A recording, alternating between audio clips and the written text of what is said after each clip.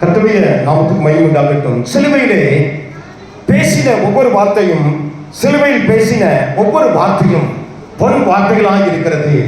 அந்த ஒவ்வொரு பொன் வார்த்தைகளும் ஆண்டவர் நம்முடைய வாழ்க்கையிலே நமக்கு ஒரு பெரிய மாற்றங்களை கொடுக்கும்படியான ஒரு வார்த்தையாக இருக்கிறது.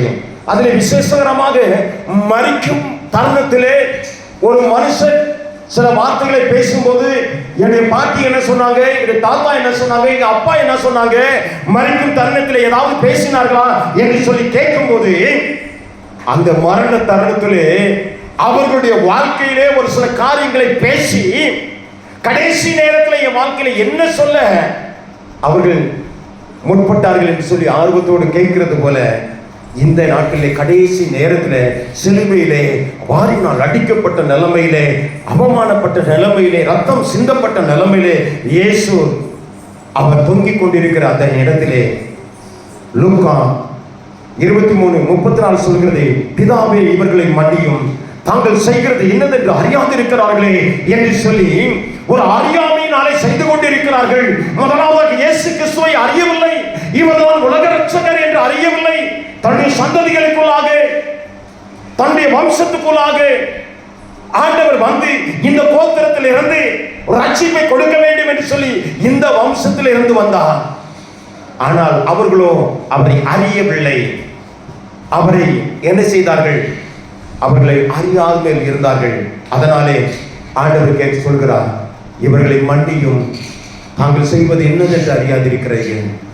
நம்முடைய வாழ்க்கையிலும் உங்களுடைய வாழ்க்கையிலும் நாம் என்ன செய்கிறோம் என்று அறியாமல் செய்து கொண்டிருக்கிற ஒவ்வொரு காரியங்களை நினைத்து பார்க்கும்போது கர்த்தர் நமக்கு அநேக காரியங்களை மன்னிக்கிறார், அநேக தயவு செய்திருக்கிறார்.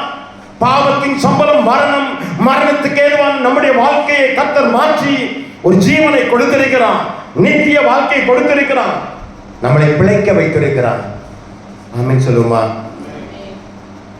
கர்த்தர் நம்மளை மன்னிக்கிறவர். யாத்திராகமம் 34:7, 1000 தலைமுறை மட்டும் அவர் மன்னிக்கிறவர். 1000 தலைமுறை மட்டும் அவர் மன்னிக்கிறவராக இருக்கிறார். யார் மன்னிக்க முடியும்? ரத்தம் சொரிய சொரிய வேதனையின் மத்தியிலே மன்னிக்க முடியுமா? அடி வாங்கின உடனே நம்ம எத்தனை பேர் மன்னிப்போம்? ஓ காட் பிளஸ் யூ, ரத்தம் சொரிய சொரிய காட் பிளஸ் யூ அப்படி சொல்லுவோமா? சொல்லுங்க, சொல்லவே மாட்டோம். என்ன பாருடா, மற்றவங்க என்னால முடியாட்டினாலும் நான் என்ன செய்வேன், இன்னும் கொஞ்சம் ஆளை கொண்டு வந்து ஒன்றும் இல்லைன்னு ஆக்கிடுவேன். அது சொல்லுவோமா? சொல்ல மாட்டோமா? ஆமென் சொல்லுவோமா?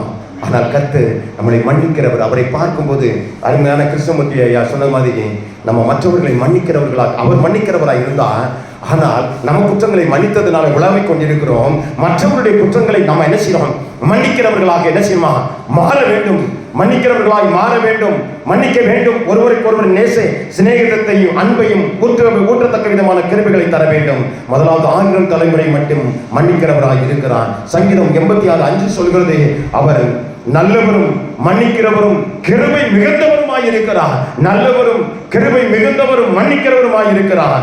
மூன்றாவதாக ஏசாயா 55:7 சொல்கிறது, மன்னிக்கிறதுக்கு தயவு பெற்றிருக்கிறார், மன்னிக்கிறதுக்கு தயவு பெற்றிருக்கிறார்.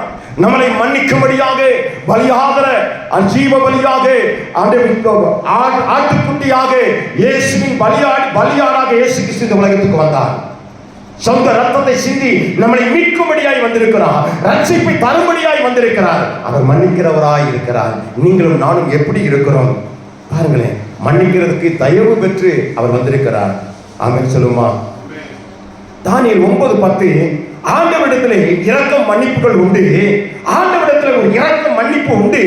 அந்த மன்னிப்பு நாம் பெற்றுக்கொள்ளும்படியாக இயேசுவே எங்களை மன்னியும் ஆண்டவரே, ஒரு விசையாய் மன்னியும். அல்லேலூயா சொல்லுமா, பாடுமா? இயேசுவே என் தெய்வமே, எங்கே மானம் இறங்கும். இயேசுவே என் தெய்வமே, எங்கே மானம் இறங்கும். நான் பாவம் செய்தேன், உம்மை நோக செய்தேன்.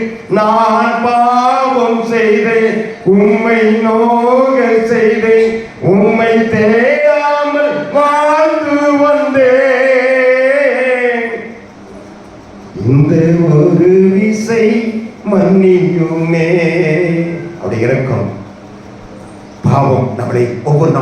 கொன்று சித்திரவதை செய்து நம்மளை ஆயுசு நாட்களை குறைத்து விடும். அந்த பாவத்தை மன்னிக்கும் பலியாடாக இயேசு கிறிஸ்து உலகத்துக்கு வந்தார். சிலுவையிலே மன்னிக்கிறவராக இருந்தார். நம்முடைய பாவங்கள் மன்னிக்கப்படுவானால் நம்முடைய பாவங்களை அறிக்கையிட்டு நம்ம தேவனிடத்தில் இரக்கம் பெறும்படியாக, யாரெல்லாம் பாவத்தை மறைக்கிறவன் வாழ்வடைய மாட்டான், அந்த பாவத்தை அறிக்கையிட்டு விட்டு விடுகிறவனோ இரக்கம் பெறுவான் என்று சொல்லியிருக்கிறபடி, நாம் பாவத்தை மன்னிக்கிற தேவனுக்கு முன்பாக நம்மளை பரிசுத்த வாழ்க்கைக்கு நேராய் கொண்டு வரும்படியாக ஆண்டவர் நமக்கு ஒரு தயை வைச்சிருக்க அந்த நோக்கத்தின்படி சிலுவையை நோக்கி பார்ப்போமானால் பரிசுத்த வாழ்க்கைக்கு நேராய் திரும்பும்படியாக பரிந்து பேசுகிற இயேசுவின் தயவை நாம் பெற்றுக்கொள்ள முடியும். ஆமென் சொல்லுமா?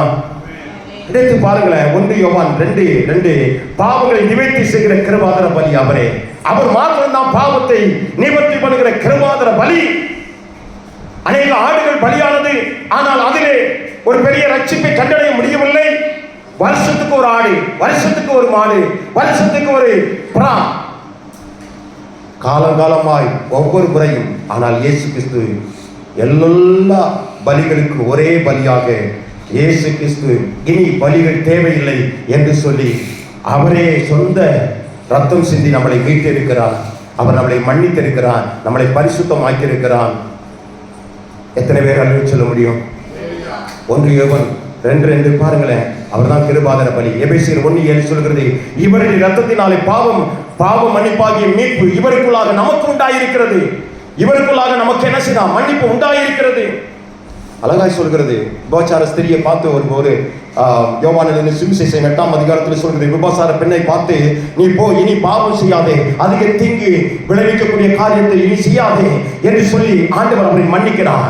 உங்களில் பாவம் இல்லாதவர்கள் அவரை கல்லறிந்து கொள்ளுங்கள் என்று சொல்கிறார்.